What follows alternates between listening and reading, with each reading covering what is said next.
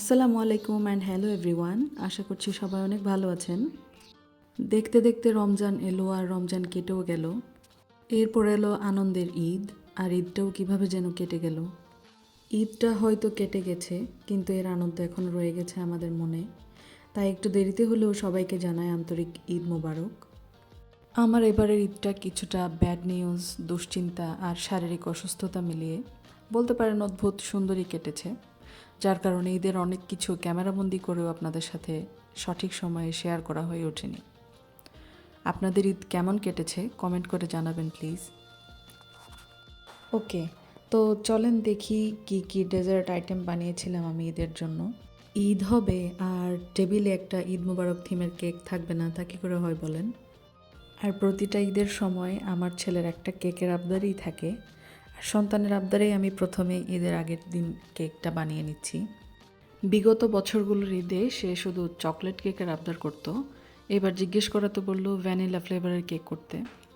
তো এখানে আমি 6টা ডিমের কেক বানিয়ে নিচ্ছিলাম, আর বাকি যে উপকরণগুলো সেগুলো 6টা ডিম অনুযায়ী ব্যবহার করতে হবে আমাদের। আমি প্রথমে ডিমের সাদা অংশ থেকে কুসুমগুলো আলাদা করে নিয়েছি। এরপর ডিমের সাদা অংশে চিনি আর ভিনেগার দিয়ে বিট করে ফোম করে নিয়েছি। দেখতে পাচ্ছেন মিক্সচারটা একদম ফোমি হয়ে এসেছে। এবারে দিয়েছি ডিমের কুসুমগুলো আর ভেজিটেবল অয়েল, ভ্যানিলা এসেন্স। এগুলো 30 সেকেন্ড মতো বিট করে নিচ্ছি। যদি এর চেয়ে বেশি সময় বিট করতাম তাহলে এতক্ষণ এত সময় নিয়ে যে ফোমটা করেছি সেটা নষ্ট হয়ে যেত। এখন এখানে শুকনো উপকরণগুলো দিয়ে দিচ্ছি। প্রথমে দিচ্ছি ময়দা, আর শুকনো যে উপকরণগুলো আছে সব কিন্তু চেলে চেলে বা ছেঁকে নিয়ে ব্যবহার করেছি। শুকনো উপকরণের মধ্যে আছে ময়দা, কর্নফ্লাওয়ার, গুঁড়া দুধ, বেকিং পাউডার, বেকিং সোডা, আর লবণটাও আমি কিন্তু এ পর্যায়ে ব্যবহার করেছি। একে একে সব কিছু ছেঁকে ছেঁকে দিয়ে দিচ্ছি।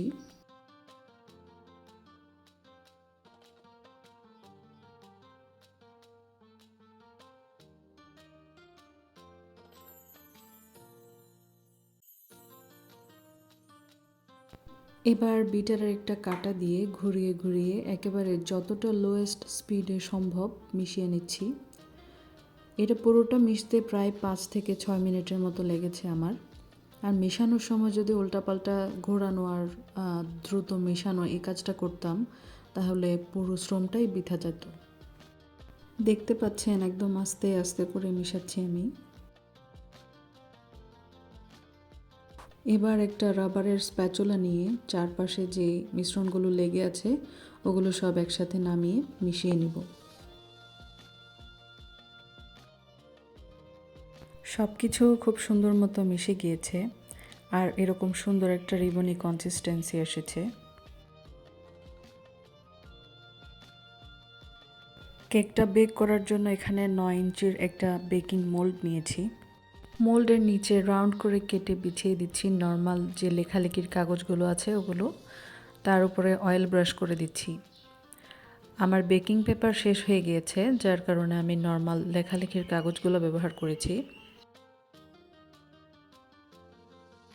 এবার এটাতে সম্পূর্ণ কেকের ব্যাটারটা ঢেলে নিচ্ছি। একটা শাসলিক কাঠি দিয়ে একটু ঘুরিয়ে ঘুরিয়ে দিচ্ছি যাতে ব্যাটারটা সব দিকে ছড়িয়ে যায়। ভেতরের ট্র্যাপড এয়ারগুলো জোরে জোরে কয়েকটা টেপ করে বের করে নিচ্ছি।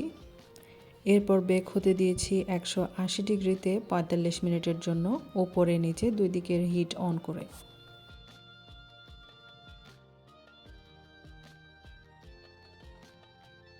কেকটা পারফেক্টলি বেক হয়ে গিয়েছে। কেক বেসটা ঠান্ডা করে আমি 3টা স্লাইস করে নিয়েছি কেকটাকে। এবারে ডেকোরেশনের জন্য হুইপড ক্রিমটা রেডি করে নিচ্ছি। এখানে আমি ভিভো রেড হুইপড ক্রিমটা ব্যবহার করেছি। ক্রিমের সাথে আইসিং সুগার আর কয়েক ড্রপ ভ্যানিলা এসেন্স অ্যাড করে বিটার দিয়ে বিট করে নিয়েছি। প্রথমে 2 স্পিডে বিট করেছি 3 থেকে 4 মিনিটের জন্য, তারপর 4 স্পিডে বিট করে নিয়েছি 2 মিনিটের জন্য। আমার মনে হয় যে ভিভো হোয়াইটের তুলনায় ভিভো রেড ক্রিমটা বেশ দ্রুত স্টিফ হয় আর কাজ করতে বেশ ইজি মনে হয়। তবে হোয়াইটটাও খারাপ না, শীতের সময় এটা দিয়ে কাজ করতে বেশ ভালো লাগে। তবে গরমের মধ্যে এই ক্রিমটা হ্যান্ডেল করা একটু টাফই হয়ে যায়।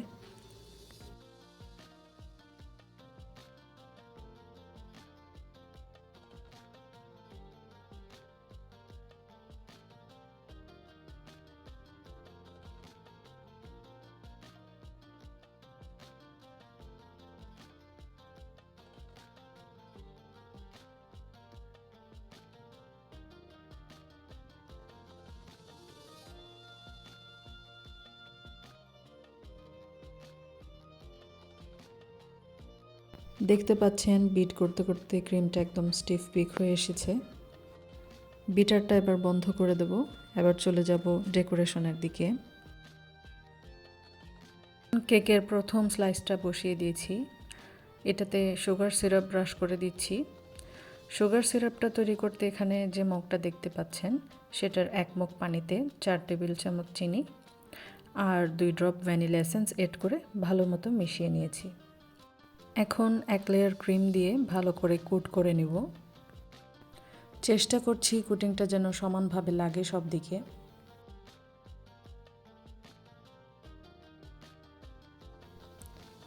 এবারে কেকের সেকেন্ড স্লাইসটা বসিয়ে দিচ্ছি সমানভাবে। এটাতেও সেমভাবে সুগার সিরাপ দিয়ে সোক করে নিচ্ছি। ফার্স্ট লেয়ারের মতো সেকেন্ড লেয়ারও সমানভাবে ক্রিম দিয়ে কোট করে নিচ্ছি। সবশেষে কেকের থার্ড স্লাইসটা বসিয়ে দিয়েছি। এটাতেও সেমভাবে সুগার সিরাপ দিয়ে সোক করে নিয়েছি। আবার থার্ড লেয়ারে সমানভাবে ক্রিম দিয়ে কোট করে নিয়েছি। এটা হচ্ছে ক্রাম্ব কোটিং। এরপরে আরও একটা কোটিং হবে। ফাইনাল কোটিং করার জন্য পাইপিং ব্যাগের মধ্যে ক্রিমগুলো নিয়ে পুরো কেকটাকে ক্রিম দিয়ে আমি কভার করে নিয়েছি। তারপর নাইফ দিয়ে সমান করে ফিনিশিং দেওয়ার চেষ্টা করছি।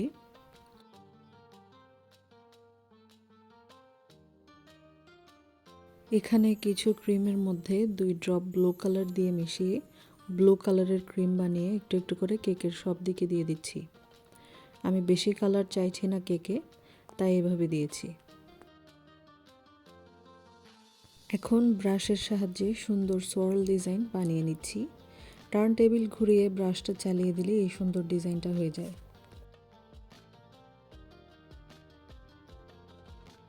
যে মোল্ডে কেকটা বেক করেছি সে মোল্ডটা দিয়ে কেকের উপর চাঁদের একটা শেপ এঁকে নিয়েছি।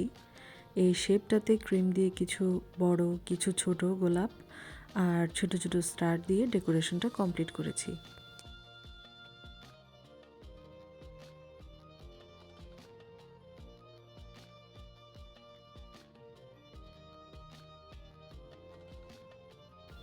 কেকটা কেমন অসম্পূর্ণ লাগছিল, তাই কেকের নিচের দিকে একটু ডেকোরেশন করে দিয়েছি ক্রিম দিয়ে। এই তো আমার কেকটা রেডি।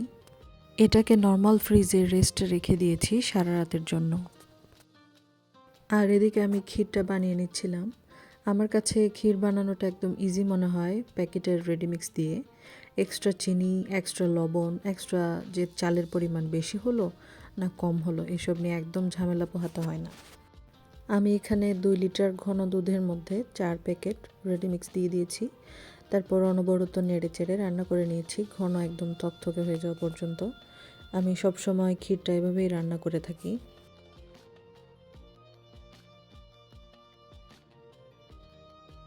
আমার ক্ষীরটা রেডি হয়ে গিয়েছে। এটাকে একটা ডিশে ঢেলে ঠান্ডা করে নিচ্ছি। আর উপর দিয়ে সাজিয়ে দিচ্ছি পেস্তা বাদাম কুচি দিয়ে, যাতে দেখতে আরও একটু আকর্ষণীয় লাগে। এটাকে পুরোপুরি ঠান্ডা করে নিয়েছি। এরপর ক্লিং র্যাপ দিয়ে র্যাপ করে ফ্রিজের নরমালে রেখে দিয়েছি।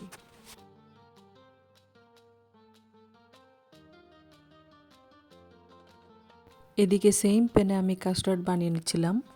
কাস্টার্ডের জন্য ঘন দুধ নিয়েছি 1 লিটার। দুধের মধ্যে দিয়ে দিচ্ছি 1 চিমটি লবণ আর দিচ্ছি প্রয়োজন মতো চিনি। এবার দুধটাকে নেড়ে নেড়ে একদম রান্না করে নিয়েছি বলক ওঠা পর্যন্ত। দুধে বলক চলে এলে দিয়ে দিয়েছি কাস্টার্ড পাউডারের মিশ্রণ। 1 লিটার দুধের জন্য আমি এখানে 4 চামচ উঁচু উঁচু করে কাস্টার্ড পাউডার নিয়ে একটু পানি দিয়ে গুলিয়ে নিয়েছি। মিশ্রণটা দিয়ে অনবরত নেড়েচেড়ে রান্না করে নিয়েছি ঘন হওয়া পর্যন্ত।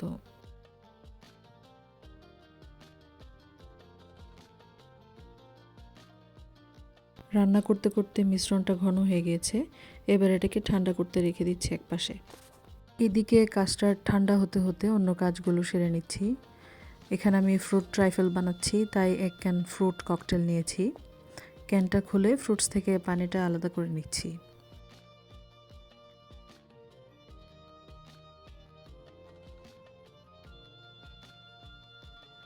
আর লাগছে ভ্যানিলা পাউন্ড কেক। কেকটাকে আমি স্লাইস করে রেডি করে নিচ্ছি ফ্রুট ট্রাইফেলের জন্য।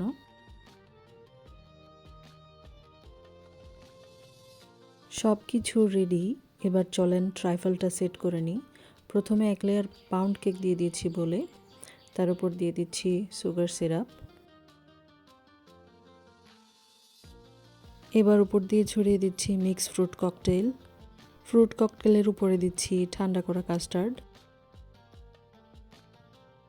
তার উপর আবারও 1 লেয়ার পাউন্ড কেক, আবার 1 লেয়ার ফ্রুট ককটেল আর 1 লেয়ার কাস্টার্ড দিয়ে দিচ্ছি। এভাবে পুরো প্রসেসটা আমি রিপিট করছি যতক্ষণ না বোলটা ফিল হয়ে যাচ্ছে।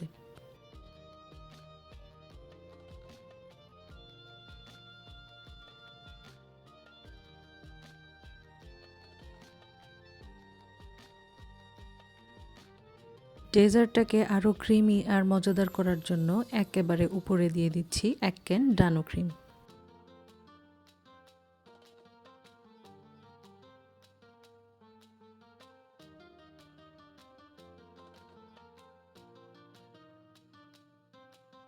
ডেজার্ট বোলটা একটু কেকের গুঁড়া আর ফ্রুট ককটেল দিয়ে সাজিয়ে দিয়েছি।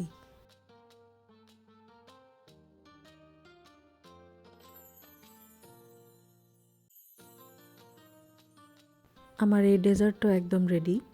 এটাকেও ক্লিং র্যাপ দিয়ে র্যাপ করে ফ্রিজের নর্মালে রেখে দিয়েছি সারা রাতের জন্য।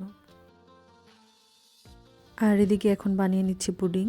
পুডিংটা সবসময় যেভাবে বানাই সেভাবেই বানিয়ে নিয়েছি। এখানে পুডিংয়ের জন্য 6টা ডিম নিয়েছি, সাথে একটু লবণ অ্যাড করে ডিমগুলোকে আমি আগে ভালো করে ফেটিয়ে নিচ্ছি।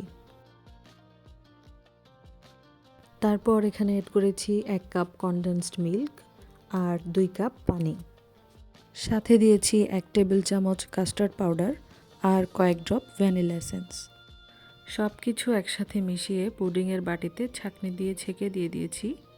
পুডিংয়ের বাটিতে কিন্তু আগে থেকেই ক্যারামেল বানিয়ে সেট করে রেখে দিয়েছিলাম আমি। এবার পুডিংটাকে বেক করে নেব। আমি এদিকে ওভেনে করছি। পুডিংয়ের বাটিটা বসানোর আগেই ওভেনের বেকিং ট্রেটাতে 250 ml পানি দিয়ে দিয়েছিলাম। এরপর বেক হতে দিয়েছি 160 ডিগ্রিতে 45 মিনিটের জন্য। এই তো আমার পুডিংটা হয়ে গিয়েছে। চলেন দেখি ডেজার্টগুলোর ফাইনাল লুক। আসলে ডেজার্ট বানানোটা অনেক সময়ের, ধৈর্যের আর কষ্টের কাজ। আর যখন পরিবারের মানুষগুলোর মুখে হাসি আর খুশি দেখি তখন এই কষ্টগুলোকে আর কষ্টই মনে হয় না। তো ভিডিওটা আপনাদের কেমন লেগেছে জানাবেন। ভিডিওটা ভালো লাগলে একটা লাইক দিয়ে দিবেন আর প্লিজ চ্যানেলটাকে সাবস্ক্রাইব করবেন। দেখা হচ্ছে পরের ভিডিওতে। আসসালামু আলাইকুম। আল্লাহ হাফেজ।